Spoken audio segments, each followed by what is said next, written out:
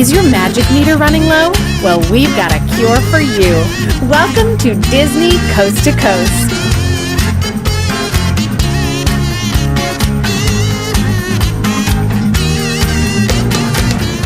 Hey folks, and welcome to Disney Coast to Coast, the ultimate unofficial Disney fan podcast. I'm Jeff DePauli, and in today's House of Mouse headlines, let's talk about Disney's nominations at this year's Oscars, plus some new information about the Epcot transformation. That and so much more, so let's get to it.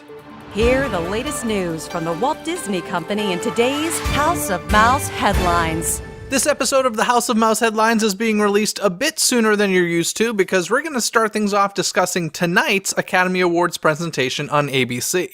The Walt Disney Company has received 17 Oscar nominations for Hollywood's big night, and in many cases the company is competing against itself, considering the fact that Walt Disney Pictures, Marvel Studios, and Lucasfilm are all eligible and nominated. Let's start with the category of visual effects, where Avengers: Infinity War, Solo: A Star Wars Story, and Christopher Robin have all been nominated. I think the surprise but deserving nomination here is Christopher Robin. Black Panther has been nominated for both sound mixing and sound editing. Now, these are the categories that I think most people find most confusing. Let's face it, this is the category that y'all are guessing on when it comes to your Oscar polls. If you saw Incredibles 2 in the theater, you may remember the short Bow before the movie, which has been nominated for animated short film. And speaking of Incredibles 2, both Incredibles 2 and Ralph Breaks the Internet are nominated for animated feature. This is an interesting year for the animated feature category because for most years, a Disney or Pixar win is almost guaranteed. But this year they have some serious competition and are expected to lose the award to Spider-Man Into the Spider-Verse. I find this super interesting for a couple reasons. First, I think competition is overall a good thing, so the serious competition in this category only makes everybody work harder. And second, it is pretty ironic that Disney may lose the category with a character that they now own as part of Marvel. In the production design category, Black Panther and Mary Poppins Returns were nominated. Mary Poppins Returns did receive several nominations, but unfortunately not for the coveted Best Picture category. Black Panther and Mary Poppins Returns were once again both nominated in the original song category. Black Panther with All the Stars, and Mary Poppins Returns with The Place Where Lost Things Go. Mary Poppins Returns is full of a lot of great music, but this song nomination was a bit surprising to me.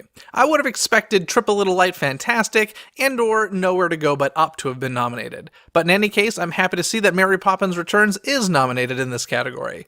As an added bonus, Winifred Sanderson herself, yes, Bette Midler, will be performing the nominated song, The Place Where Lost Things Go, live on the Academy Awards. Once again, both Black Panther and Mary Poppins Returns were nominated for original score. I've said it numerous times in the past, but once again I'll say that the musical score of Mary Poppins Returns was my favorite part of the film.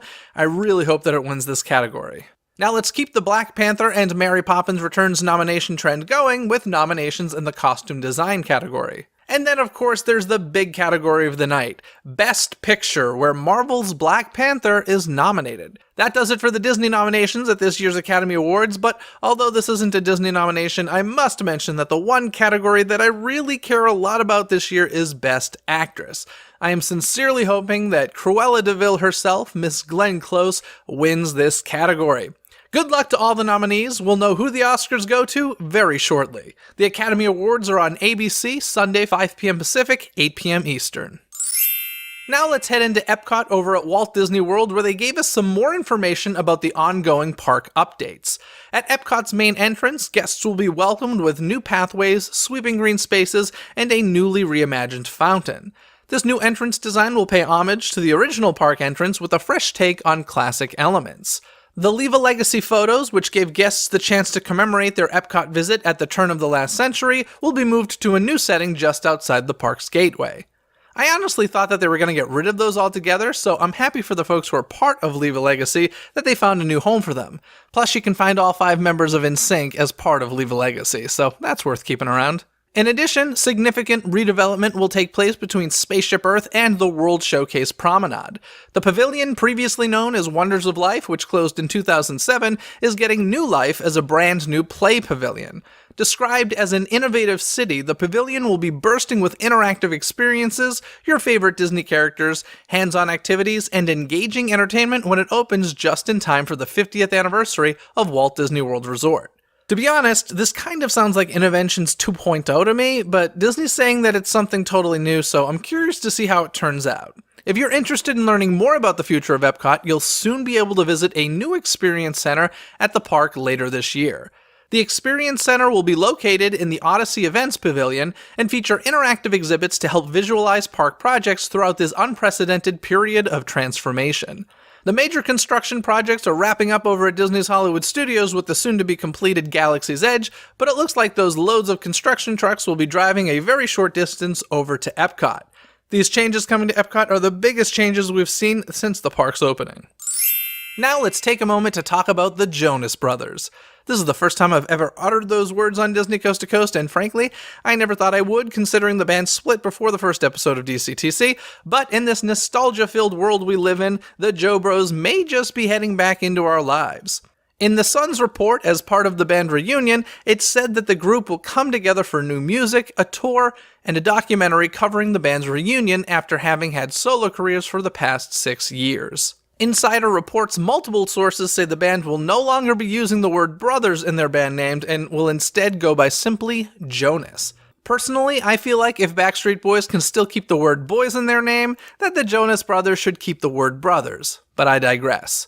For those who don't remember the beloved boy band, they first formed back in 2005 and gained their stardom from their appearances on Disney Channel, which led to their appearances on multiple Disney Channel original movies, including Camp Rock and its sequel, and eventually their own TV show. The band continued strong until taking a hiatus in 2010 and 2011 to pursue solo projects, before eventually breaking up in October 2013. Now, if only NSYNC would get back together and perform in front of the Chinese theater at Disney's Hollywood Studios once again. Hey, I think I just came up with the best possible grand reopening ceremony for the Chinese theater and worked NSYNC into the episode twice. There wasn't too much news this week, folks, so that's going to do it for the news, but of course we got to get to this week's Twitter poll.